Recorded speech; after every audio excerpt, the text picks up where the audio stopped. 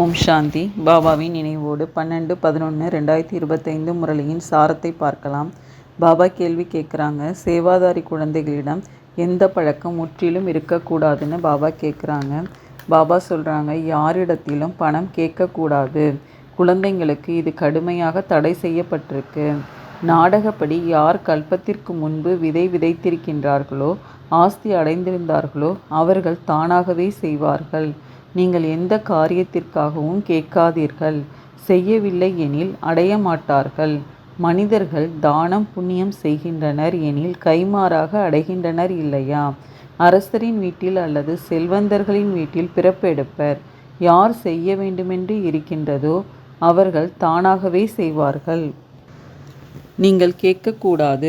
கல்பத்திற்கு முன்பு யார் எவ்வளவு செய்திருந்தார்களோ நாடகம் அவர்கள் மூலம் செய்விக்கும். கேட்பதற்கு என்ன அவசியம் இருக்கின்றது? சேவைக்காக உண்டியல் நிறைந்து கொண்டே இருக்கும்னு பாபா கூறிக்கொண்டே இருக்கின்றார். பணம் கொடுங்கள் என்று குழந்தைகள் நாம் கேட்கக்கூடாதுன்னு பாபா சொல்லியிருக்காங்க. நெக்ஸ்ட்டு, சேவைக்கு தயாராக இருக்கும் குழந்தைகளின் வாயிலிருந்து எந்த வார்த்தை வந்திருக்கின்றதுன்னு பாபா கேட்குறாரு.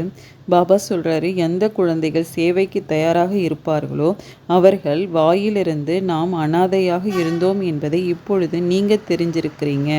இப்பொழுது செல்வந்தராகிய எல்லையற்ற தந்தையை அடைந்து விட்டதால் செல்வந்தராக ஆகிவிட்டோம். முதலில் நீங்கள் எல்லையற்ற அனாதையாக இருந்தீர்கள். எல்லையற்ற தந்தை எல்லையற்ற சுகம் கொடுக்கக்கூடியவர் ஆவார். வேறு எந்த தந்தையும் இப்படிப்பட்ட சுகம் கொடுக்க முடியாதுன்னு பாபா சொல்லியிருக்காங்க. எது இரண்டும் 2 வினாடிக்கான விஷயம்னு பாபா கேட்குறாங்க. பதில், ஞானம் மற்றும் யோகா இரண்டும் வினாடிக்கான விஷயம்ங்கிறாங்க பாபா. நான் ஆத்மா, நான் தந்தையை நினைவு செய்ய வேண்டும், அவ்வளவுதான். இதில்தான் முயற்சி இருக்கின்றது. நினைவு யாத்திரையில் இருப்பதன் மூலம் சரீரத்தை மறந்து கொண்டே செல்வீர்கள். மணிக்கணக்கில் இவ்வாறு அசரீரியாக அமர்கின்ற பொழுது எவ்வளவு தூய்மையாக ஆகிவிடுவீர்கள்னு பாபா சொல்லியிருக்காங்க. நெக்ஸ்ட்டு, எந்த சமயத்தில் பாவங்கள் ஏற்படுவது கிடையாதுன்னு பாபா கேட்குறாங்க. பதில், மனிதர்கள் சிலர் இரவு 6 மணி நேரம் 8 மணி நேரம்லாம் தூங்குறாங்க எனில் அசரீரியாக ஆகிடுறாங்க. அந்த நேரத்தில் எந்த பாவக்கர்மமும் ஏற்படுவது கிடையாது. ஆத்மா களைப்படைந்து தூங்கிவிடுது. அதனால் பாவங்கள் அழியுது. இல்லை என்றால் அதனால் பாவங்கள் அழிகின்றது என்பது கிடையாது. அது தூக்கமாகும். பாவ காரியங்கள் ஏற்படுவது கிடையாது. தூங்கவில்லை என்றால் பாவங்கள் செய்து கொண்டே இருப்பார்கள். ஆக தூக்கமும் ஒரு பாதுகாப்பாகும். முழு நாளும் வேலை செய்த பின்பு நான் இப்பொழுது தூங்குகின்றேன் என்று ஆத்மா கூறுகின்றது. அசரீரியாகி விடுகின்றது. நீங்கள் சரீரத்துடன் இருந்து கொண்டே அசரீரியாக ஆக வேண்டும். நான் ஆத்மா, இந்த சரீரத்திலிருந்து விடுபட்ட அமைதி ஸ்வரூபமானவன் சொல்லி தூங்கணுங்கிறாங்க பாபா. நெக்ஸ்ட்டு, குழந்தைகளாகிய நீங்கள் எழுந்து நிற்க வேண்டிய அவசியம் கிடையாது என்று பாபா கூறியிருக்கும் விளக்கம் என்ன? பாபா சொல்கிறாங்க, குழந்தைகள் அமைதியாக அமர்ந்து கொண்டிருப்பர். ஆசிரியர் வருகின்றார் எனில் எழுந்து நின்று விடுவர். பிறகு அமர்ந்து விடுவர். கல்வி கற்பிக்கும் பாகம் எனக்கு கிடைத்திருக்கின்றது.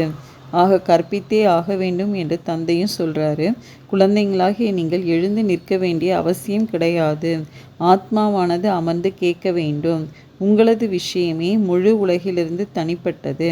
நீங்கள் எழுந்து நில்லுங்கள் என்று குழந்தைங்களுக்கு கூறுவார்களா என்ன? பக்தி மார்க்கத்தில்தான் அவ்வாறு செய்கின்றனர். இங்கு கிடையாது. தந்தை சுயம் எழுந்து நமஸ்தே கூறுகின்றார்னு பாபா சொல்கிறாங்க. இங்கு எதற்கான விஷயம் கிடையாது என்று பாபா கூறுவது என்ன? பாபா சொல்கிறாங்க, பள்ளியில் ஒருவேளை குழந்தைகள் தாமதமாக வருகின்றனர் எனில் ஆசிரியர் தண்டனை கொடுப்பார் அல்லது வெளியே நிற்க வைத்து விடுவார். ஆகையினால் சரியான நேரத்தில் செல்ல வேண்டும் என்ற பயம் இருக்கும். இங்கு பயத்திற்கான விஷயமே கிடையாது. தந்தை புரிய வைத்து கொண்டே இருக்கின்றார். முரளி கிடைத்து கொண்டே இருக்கின்றது. இதை தொடர்ந்து படிக்க வேண்டும். முரளி படித்தால் உங்களுக்கு வருகை பதிவு செய்யப்பட்டு விடும். இல்லையெனில் வரவில்லை என்றாகிவிடும்னு பாபா சொல்கிறாங்க. நெக்ஸ்ட்டு, தர்மங்கள் எப்படி விருத்தியானது என்று பாபா கூறுவது என்ன? பாபா சொல்கிறாங்க, பக்தி மார்க்கத்தின் சாஸ்திரங்களில் முதல் நம்பரில் வருவது கீதை ஆகும். ஏனெனில் முதல் தர்மமே இதுதான். அரை கல்பத்திற்கு பிறகு வெகுகாலம் கழித்துதான் மற்ற சாஸ்திரங்கள் உருவாகின்றது. முதலில் இப்ராஹிம் வந்த பொழுது தனியாகத்தான் இருந்தார். பிறகு ஒன்றிலிருந்து 2, 2லிருந்து 4ஆக ஆயின. எப்பொழுது தர்மம் விருத்தி அடைந்து லட்சக்கணக்கானவர்களாக ஆகிவிடுகின்றனரோ அப்பொழுது சாஸ்திரங்கள் உருவாக்கப்பட்டிருக்கின்றன. அவர்களுடையதும் பாதி கல்பத்திற்கு பிறகுதான் உருவாக்கப்பட்டிருக்கும்னு பாபா சொல்கிறாங்க. நெக்ஸ்ட்டு, யாருக்கு எந்த கவலையும் இல்லை என்று பாபா கூறுவது என்ன? பாபா சொல்கிறாங்க, தந்தை ஏழை பங்காளன் ஆவார். ஏழைகள்தான் குழந்தைகளாக ஆகின்றனர். செல்வந்தர்களுக்கு தங்கள் போதை இருக்கின்றது. கல்பத்திற்கு முன்பு யார் வந்தார்களோ அவர்களே வருவார்கள்.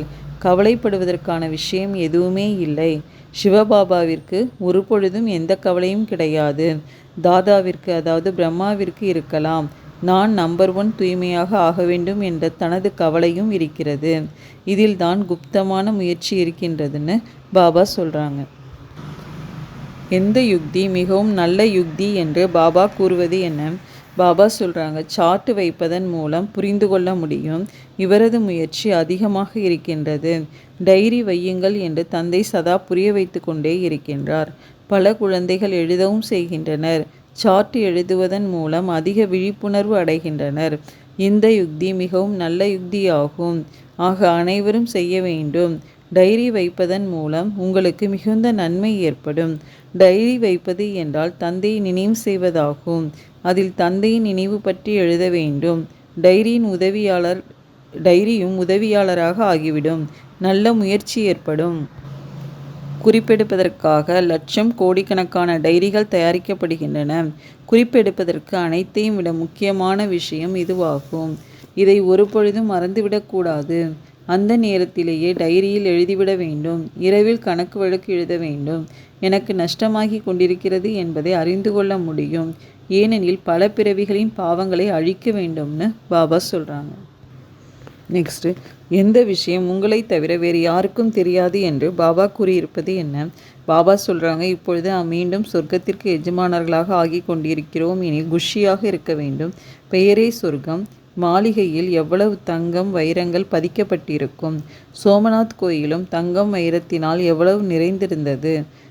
முதல்ல சிவன் கோயில்தான் உருவாக்கினர். எவ்வளவு செல்வம் நிறைந்ததாக இருந்தது. இப்பொழுது பாரதம் கிராமமாக இருக்கின்றது. சத்யுகத்தில் மிகுந்த செல்வந்தராக இருந்தது. இந்த விஷயங்கள் உலகில் உங்களை தவிர வேறு யாருக்கும் தெரியாதுன்னு சொல்லி பாபா புரிய வைக்கிறாங்க. அச்சா, ஓம் சாந்தி.